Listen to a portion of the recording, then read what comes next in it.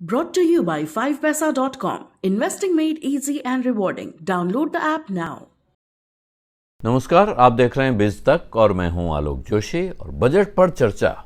Budget का दरअसल क्या उद्देश्य होता है? बजट का अर्थ होता है इकोनॉमी, यानी कि चीज़ों को किफ़ायत के साथ इस्तेमाल करना, उनका भरपूर इस्तेमाल हो जाए।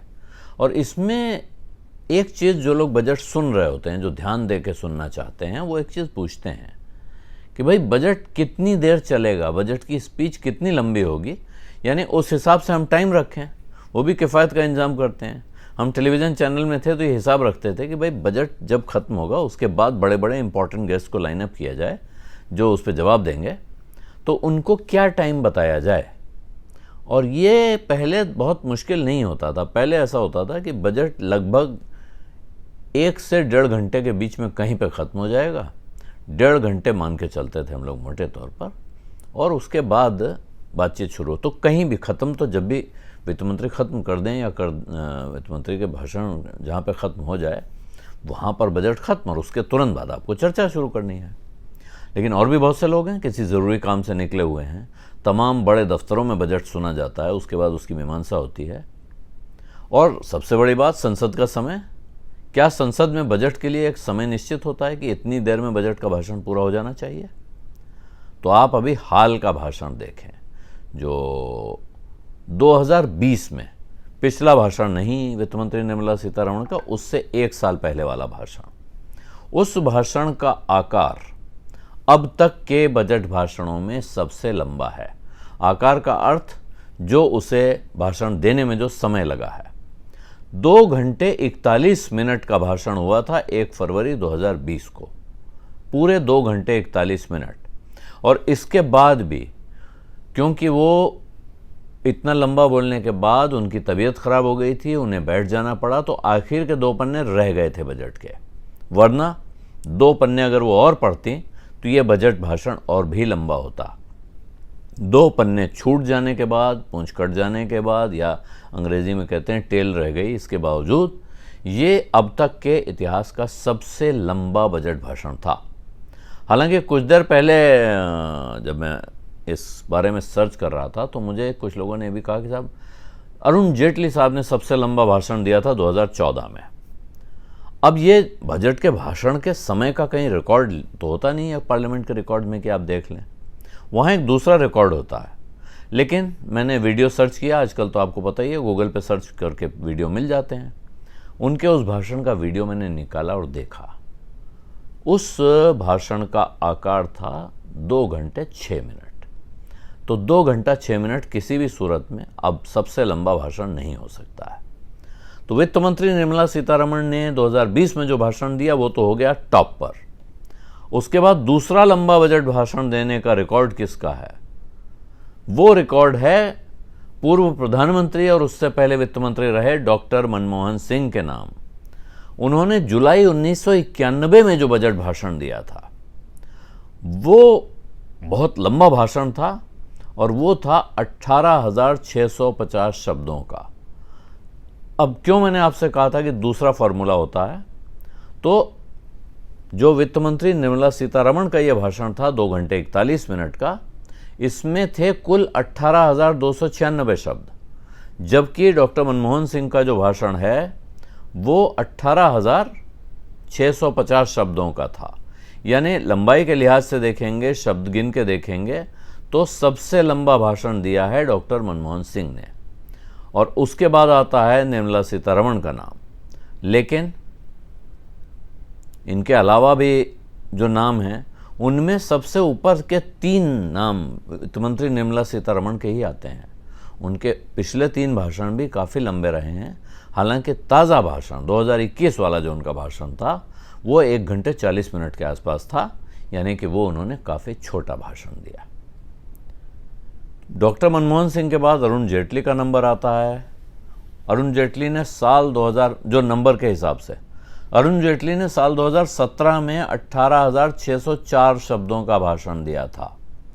और इसके बाद 2015 में उनका भाषण था 18,122 और 2018 में 17,991। तो ये लंबे भाषणों की लिस्ट हो गई लंबे भाषण अच्छे अच्छे हैं, कोई छोटा मोटा भाषण नहीं है इनमें से, लेकिन सबसे छोटा भाषण किसने दिया, ये अगर आप जानना चाहते हैं तो सबसे छोटे बजट भाषण का रिकॉर्ड दर्ज है एच.एम. पटेल के नाम। एच.एम. पटेल साहब 1977 में जनता पार्टी की सरकार में वित्त मंत्री थे और उन्होंने केवल 800 शब्दों का अंतरिम बजट पेश किया था। वो इंटरिम बजट था, उसके बाद एक बड़ा बजट आना था, लेकिन वो उन्होंने सिर्फ 800 शब्दों में पेश किया था। और जिन लोगों ने उस बजट को सुना है, जो आज भी उस बजट को पढ़ते हैं, अर्थशास्त्र के जानकार, वो कहते हैं कि वो बहुत इफेक्टिव, बिल्कुल बिजनेस लाइक बजट भाषण था, जिसमें एक भी शब्द फालतू नहीं था, इसलिए वो बहुत काम का भाषण था। ये बात कही भी जाती है कि अगर आप किसी से कोई सवाल पूछें और वो उसका बहुत लंबा जवाब देता चला जाए, तो इसका अर्थ है कि उसको उस सवाल का जवाब पता नहीं है। लेकिन अब आप इस बात को डॉक्टर मनमोहन सिंह के बजट भाषण पर या निर्मला सीतारमण के बजट भाषण पर क्या अप्लाई कर सकते हैं, ये एक बड़ा गंभीर सवाल है। मुझे नहीं लगता है कि बात इतनी आसानी से कही जा सकती है। एक चीज़ की और अगर आप ध्यान दें तो एक चीज़ और है इसमें बजट से जुड़ी हुई, वो ये है कि भारत में सबसे ज़्यादा बजट किसने पेश किए। तो सबसे ज़्यादा बजट का रिकॉर्ड अभी तक है पूर्व प्रधानमंत्री मोरारजी देसाई के नाम। मोरारजी देसाई बहुत कम समय प्रधानमंत्री रहे, इसलिए आपको सुन के आश्चर्य हो रहा होगा कि भाई 1977 में वो प्रधानमंत्री बने, 1979 में उनकी सरकार गिर गई, तो उन्होंने कितने बजट पेश कर दिए। तो आपको ध्यान होना चाहिए कि इससे पहले वो भारत के वित्त मंत्री रहे हैं। 1962 से 1969 तक वो देश के वित्त मंत्री थे और इस दौरान उन्होंने पूरे 10 बजट पेश किए। प्रधानमंत्री के तौर पर बजट पेश करने वाले पहले व्यक्ति थे जवाहरलाल नेहरू। उन्होंने पहला बजट पेश नहीं किया था। भारत का पहला बजट के परिमल शेट्टी ने पेश किया था 1950 में, लेकिन उसके कुछ साल बाद जवाहरलाल नेहरू ने वित्त मंत्रालय संभाला और तब उन्होंने अपना पहला बजट भी पेश किया था। एक और चीज़ बजट से जुड़ी हुई है कि अब एक बजट होता है। आपको शायद इस बात का अंदाज़ा भी नहीं हो, बहुत से नए लोगों को, जो नौजवान लोग इसको देख रहे हैं, कि पहले 2 बजट होते थे हर साल। बजट के कार्यक्रम में 3 चीज़ों का महत्व होता था। एक आर्थिक सर्वेक्षण, जिसमें पिछले साल का लेखा जोखा होता है, और दूसरा तो बड़ा इवेंट बजट ही है, जो तीसरा इवेंट होता था उस कार्यक्रम का। और तीसरी चीज़ जो बीच में होती थी या आर्थिक सर्वे के पहले होती थी, वो था रेल बजट। रेल विभाग अपना बजट अलग से पेश करता था। रेल मंत्री का एक पूरा अपना इंतजाम था और तब उनका एक तरह से कहें तो जलवा भी होता था कि रेल मंत्री उस दिन के हीरो होते थे। लेकिन 2016 के बाद यह तय पाया गया कि अब रेल बजट अलग से पेश करने की आवश्यकता नहीं है, क्योंकि रेलवे भी बाकी सभी चीज़ों की तरह भारत सरकार का हिस्सा है।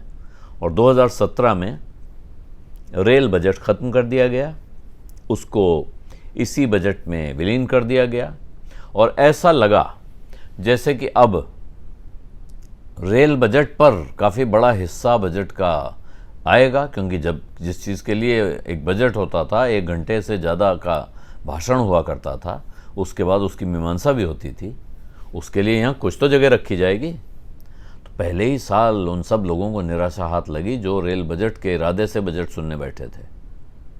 कुल मिला के 2.5 मिनट में रेल बजट निपट गया उस साल के बजट में। इस तरह अब बजट 2 नहीं रहे, 1 हो गया है। बजट का समय भी तय हो चुका है, बदल गया है, और बजट का भाषण कितना लंबा होगा ये कोई नहीं बता सकता है वित्त मंत्री के अलावा।